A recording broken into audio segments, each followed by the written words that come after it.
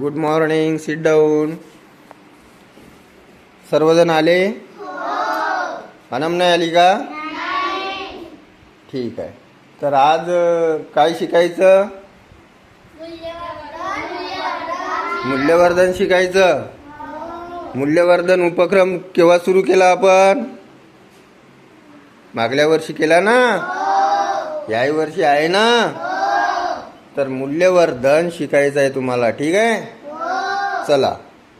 तर काय शिकायचं आपण? मग तुम्हाला आठवते का रे, मागल्या वर्षी आपण आपल्या मूल्यवर्धनचे काही नियम बनवले होते, आठवते का? का विसरले? विसरले का तुम्ही? नाही ना? आठवते? कोणते नियम होते? कुठे आहे आपले नियम? ते तिथे लावले आहे का? बरं, कुठे लावले? इकडे लावले आहे. तर आपण हे नियम पाळले होते. तर आता याही वर्षी आपल्याला आपल्या शाळेसाठी काही नियम तयार करायचे आहे. करायचे का? बरं, मग चला आज आपण वर्ग नियम तयार करणे हा उपक्रम घेऊ. घ्यायचा? तर वर्ग नियम तयार करायचे आहे. तर त्याआधी मी काही तुम्हाला एक दोन प्रश्न विचारतो, उत्तरं सांगाल मला? मग नियम तयार करणं आवश्यक आहे का?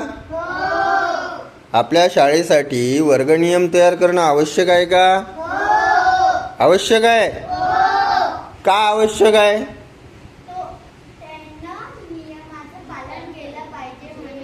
नियमाचे पालन केले पाहिजे म्हणून. आणखी का बरं आवश्यक आहे? शिस्त लागली पाहिजे म्हणून नियम तयार करायचे आहे. बरोबर आहे. आता शिस्त लागली पाहिजे म्हणून आपण नियम तयार करणार आहोत. नियमाचं पालन केलं पाहिजे. आता आपण हे नियम आपल्या शाळेतच पाळतो, घरी पण नियम असतात का? आपल्या घरी पण नियम असतात ना?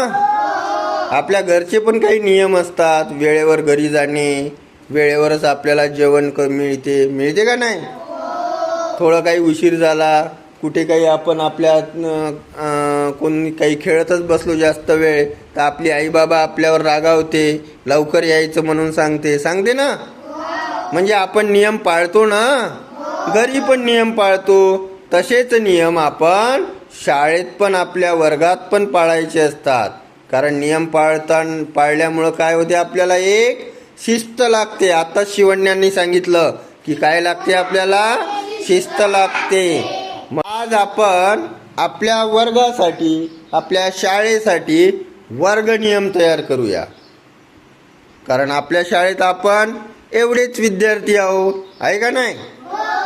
त्यामुळे आपण वर्ग काय आणि शाळा आहे काय एकच आपली. म्हणून आपण वर्ग आणि शाळेसाठी आपले नियम तयार करू. करायचे नियम तयार. मग नियम हे मी सांगणार नाही, तुम्हीच मला नियम सुचवा. तुम्हीच ठरवा की कोणते नियम आपल्या शाळेला तयार करायला पाहिजे. कोण सांगते? तुम्ही आता मला नियम सुचवा.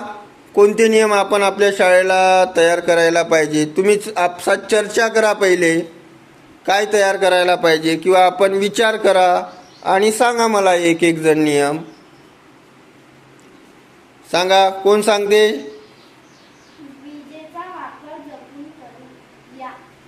विजेचा वापर जपून करूया. सांगितला नियम आहे की विजेचा वापर जपून करूया. आता तिने सांगितलेला नियम मी फळ्यावर लिहिते. ठीक आहे? हां, मी आता फळ्यावर लिहिला. आता दुसरा नियम कोण सांगते? दुसरा कोणता नियम असायला पाहिजे असं वाटते? सान्वी, तू सांगणार होती ना? शाबाश. सान्वी म्हणत आहे की पाण्याचा वापर जपून करूया. तो पण मी नियम आता कुठे लिहिला? फळ्यावर लिहिला आहे.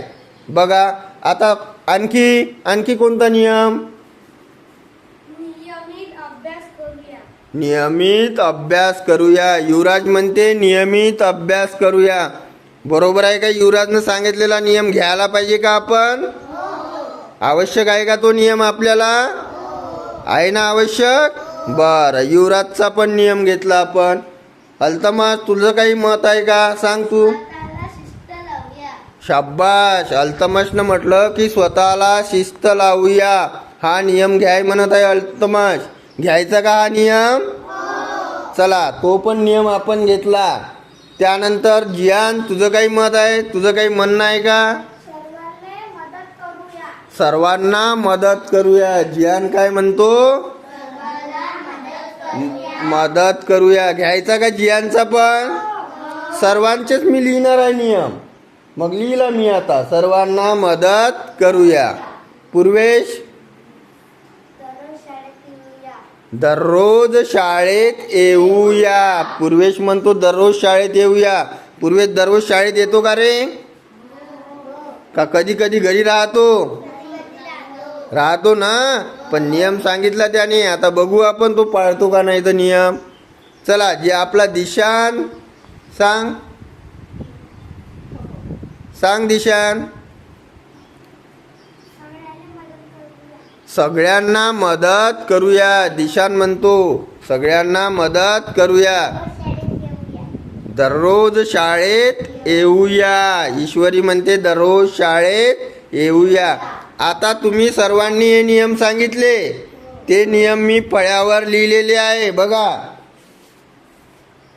लिहिले आहे. आले का फळ्यावर? दिसत आहे? चला वाचू आपण ते नियम. कोण वाचते?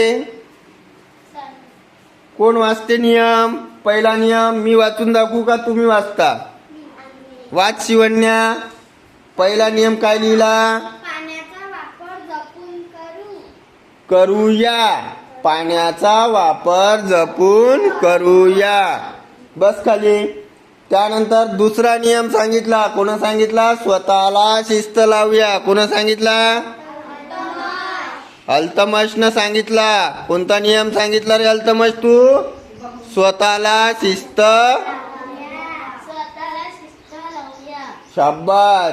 तिसरा नियम विजेचा वापर जपून वापर करूया. चौथा आहे नियमित अभ्यास. पाचवा आहे सर्वांना मदत. आणि सहावा आहे दररोज शाळेत येऊया.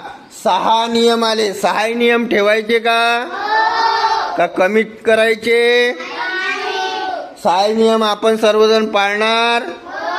सर्वांना मान्य आहे नियम? बरोबर आहे? पाळायचे. सर्वांना आजपासून ते बंधनकारक झाले आपल्या शाळेत. त्यात तुम्ही आले आणि मी पण आलो. आपल्याला सर्वांना मिळून आपण नियम तयार केले. ते सर्वांनी पाळायचे आहे. बरं, आता आपण हे नियम तयार केले आणि हे नियम आपल्याकडून जर अनावधानाने जर तो नियम तोडला गेला किंवा पालन झालं नाही एखादी वेळा, तर आपण त्याला माफ करून टाकू. ठीक आहे. परंतु एखादी जर मुद्दामच तो नियम पाळत नसेल, वारंवार त्या नियमाच्या काय करत असेल, भंग करत असेल, तोडत असेल, वारंवार मुद्दामच तो पाळत नाही, दररोज शाळेत यायचं म्हणत आहे परंतु तो वेळेवर येत नाही, उशिरा येतो, दररोज करतो, तर त्याला काही शिक्षा द्यायला पाहिजे का? त्याला काही दंड द्यायला पाहिजे का? त्याला काही आपण काय करायला पाहिजे? दंड द्यायला पाहिजे ना. तर आपण त्याला काही शिक्षा म्हणजे काही आपण त्याला खूप काही कष्ट करायला लावू का? नाही. त्याला काही आपण सौम्य अशी परिणाम देऊ की जेणेकरून त्यानं ते पाळले पाहिजे नियम. मान्य आहे तुम्हाला? मग कोणता परिणाम ठेवायला पाहिजे? काय शिक्षा ठेवायला पाहिजे सांगा बरं. परिसर स्वच्छ करायला लावणे. जर एखादी विद्यार्थी वारंवार नियम तोडत असेल तर त्याला आपण काय करायला लावू? आपला परिसर स्वच्छ करायला लावू. ठीक आहे. एक झालं. आणखी एखादी दुसरी शिक्षा कोणती करता येईल त्याला? हा, कोणती करता येईल युवराज? कोणती शिक्षा करता येईल? हा,